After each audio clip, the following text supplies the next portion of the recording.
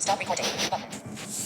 Hey everyone, this is James, your openly LGBT blind metalhead. It's been quite a while, and so I'm back with another video. In the background, I've got the Brainstorm album titled Liquid Monster playing, so got that to keep us all company. So tonight, what I'm going to be talking about is, this is kind of an introduction video to something I've wanted to talk about for quite a while, and I actually almost forgot about it until I started seeing videos come up for it in my home feed on YouTube. So back, I was probably around like I think it was around like 2019 is when it actually started. Doug Walker, aka the Nostalgia Critic, came out with his review of The Wall. A little bit of background about who Doug Walker is. Like I said, he is aka the Nostalgia Critic, who would review a lot of different movies. And his slogan is, I review it, or I remember it so you don't have to. And he started back around the, I think it was around the late 2000s, and was originally on a website called, titled thatguywiththeglasses.com, and then he built his company titled Channel Awesome, him and several other content creators who would, again, do a lot of things related to movies. And because of various problems with like fair use issues on YouTube, they would pretty much remake clips of the movie with them doing what were little more than parodies of the movie, and then giving their own thoughts about it and their own opinions about the movie. So skip ahead to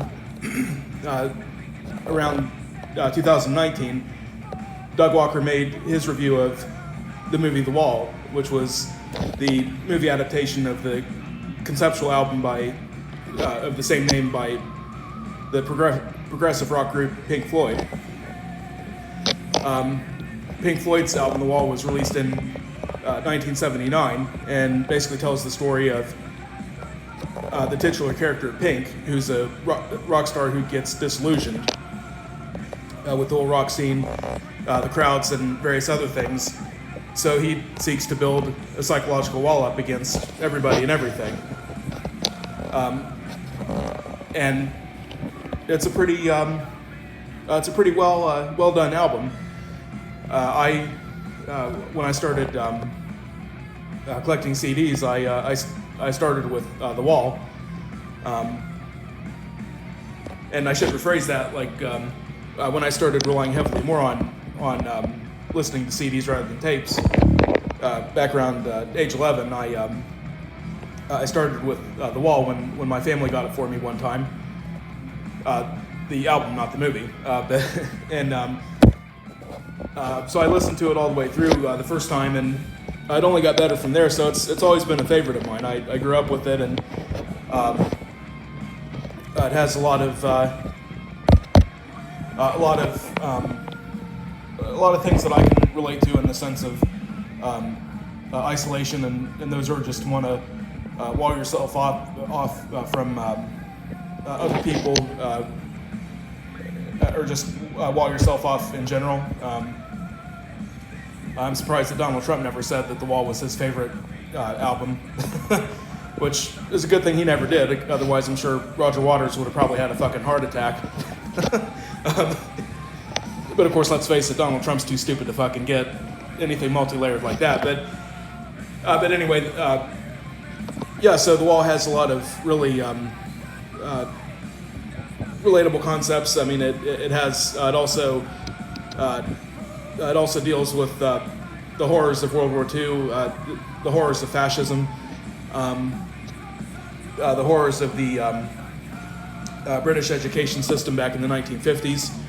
But of course, this all has to be put in its proper context, which I'll explain in the next video that's to follow here tomorrow. So that's a little bit of background about the album The Wall. And then, of course, in, I believe it was 1982, they came out with the movie version of The Wall. and they did a really good job of it, and there's a lot of really good animation. A few months after I got my copy of The Wall, I'd actually seen little bits and pieces of the movie The Wall when they showed it on VH1. Of course, this is all the way back in early 1997. And it had, and this is when I could still see a little bit out of my left eye. It had some pretty good animation that I saw in one part. And then, of course, from other people that have talked about it who could see, they went on to describe in various other videos just how good the rest of the animation is. And so yeah, they definitely did an amazing job of it. Now we get to Doug Walker, and I'm going to be referring to him as Doug Walker, not the Nostalgia Critic, because I just don't like Doug Walker. Part of it is because of the review of The Wall that he did.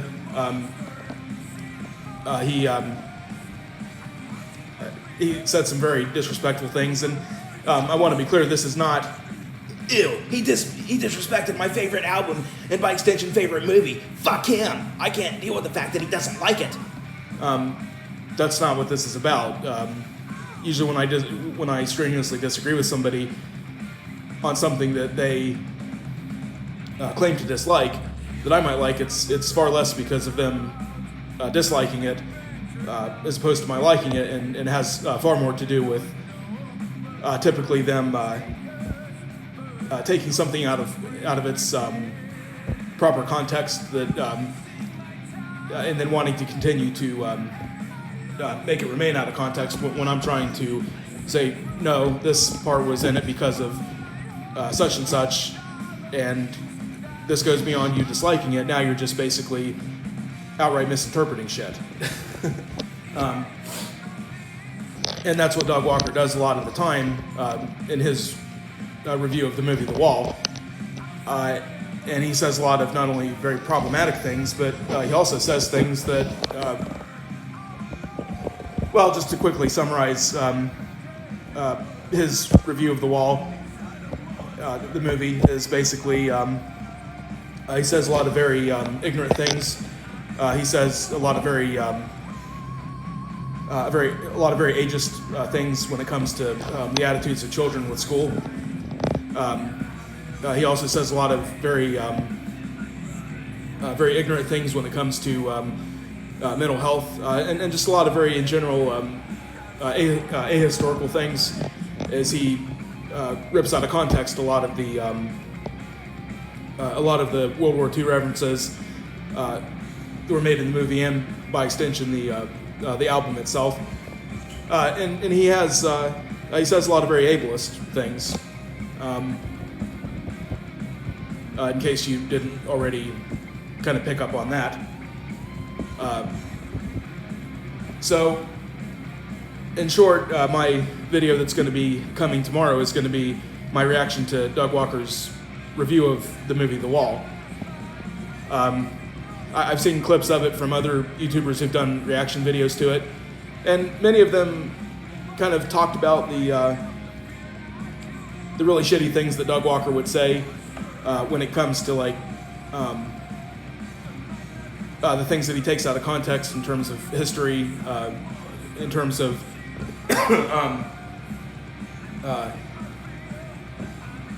what Roger Water was going through, going for about the when he was critiquing the British education system for children. Walker completely misses the point of that, and misses the point in such a way that it really contributes to a lot of very ableist and very problematic attitudes that we're continuing to see in society today. And Walker even goes on to later on in the video, he goes on to even bring up a few political critiques that were actually normalized, or created and then eventually normalized by the alt-right. But of course, we'll get into that tomorrow. So,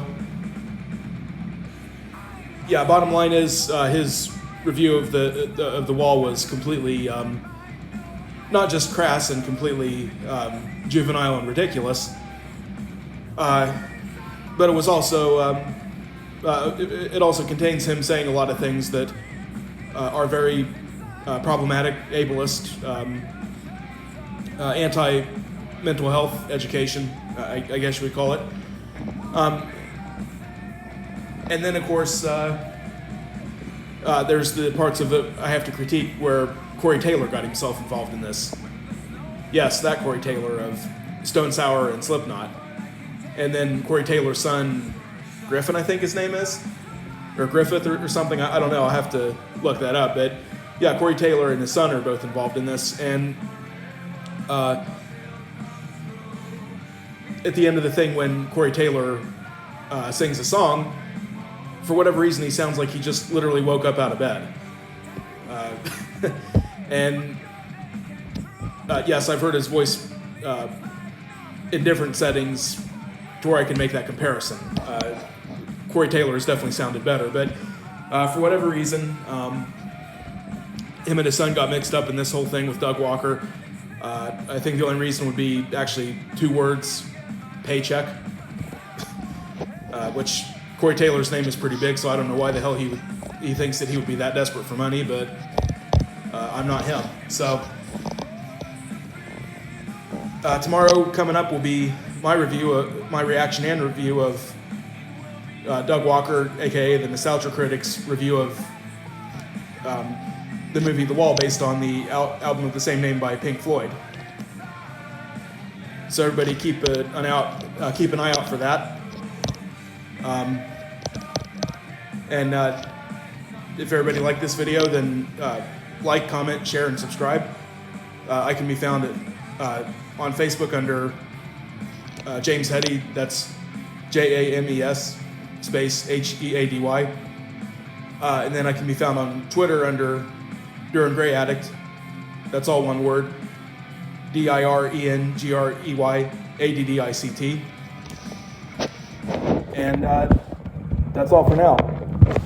Everybody have a good evening, and I'll see you all in the next video. Stop record. Stop record. Camera chooser. Stop recording. Button.